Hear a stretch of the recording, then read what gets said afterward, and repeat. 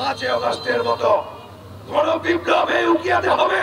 আমাদের অধিকার আদায় করতে গেলে আমাদেরকে আঙ্গুল বাঁকা করতে হবে, না হলে এখানে আমাদের অধিকার আদায় হবে না।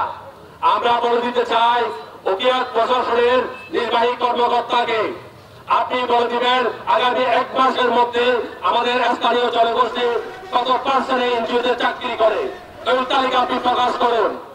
আমরা যদি 40% নিচে পাই তাহলে আপনার অফিস থেকে শুরু করে সবকিছু ঘেরাও করবো এবং সব এনজিওদের কার্যক্রম আমরা বন্ধ করতে বাধ্য করব।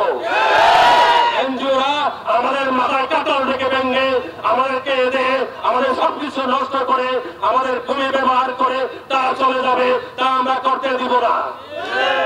এখানে বলতে চাই আমরা কোন রোহিঙ্গা এখানে অনুপ্রবেশ করাতে চাই না। সরকারের উত্তর কর্তৃপক্ষের মাধ্যমে আমরা জানাতে চাই এই সরকারকে যত রোহিঙ্গা দ্রুত প্রত্যাবাসন করা যায় আমাদের স্থানের জন্য মঙ্গল হবে।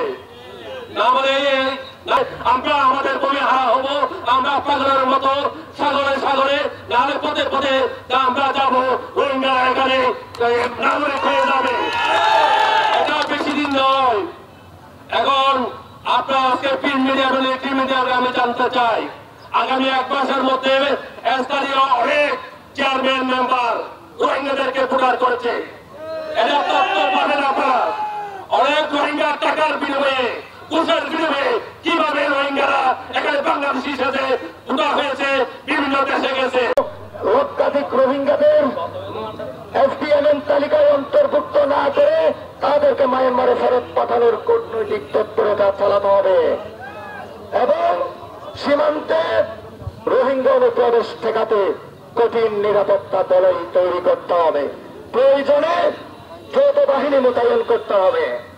আপনারা জানেন প্রিয় ভাইয়েরা আমার, ইমার্জেন্সি কারণ ছাড়া রোহিঙ্গাদের ডিসি সাহেবের সম্বোধন করে বলবো আগামী 1 মাসের মধ্যে এই উকিয়া এবং টেকনাফের জন্য 30% যে বরাদ্দ স্থানীয়দের, সেই বরাদ্দের মাধ্যমে কি কাজ হয়েছে, কোথায় হয়েছে, সেই জিনিস আমাদেরকে আমাদের সম্মুখ উপস্থাপন করতে হবে।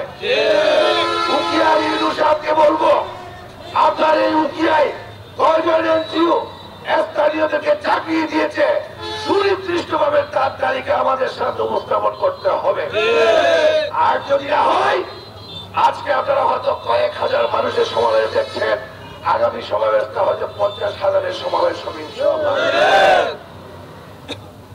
আমরা আর রোহিঙ্গাকে নিতে চাই না। রোহিঙ্গা 11 লাখ থেকে এখন প্রায় 15 লক্ষ রোহিঙ্গা আমাদের এই উকিয়াতে আছে। আমরা আমাদের পাহাড় ধ্বংস করেছে, আমাদের পরিবেশ ধ্বংস হয়েছে, আমাদের শ্রম বাজার ধ্বংস হয়েছে, আমাদের এখানে চুরি ডাকাতি, আমাদের এখানে হাইজ্যাক, আমাদের এখানে বনবন্দির মতো অবস্থা সৃষ্টি হয়েছে। আমরা এই থেকে রক্ষা পেতে চাই। যারা গোয়েন্দা বাহিনীর ভাই, এনএসআই দিদিয়া ভাই যারা এখানে আছেন, তাদের দৃষ্টি আকর্ষণ করব, আপনারা এই এলাকার মানুষ, এই 2 উপজেলার মানুষের হৃদয়ের কথা শুনতে হবে।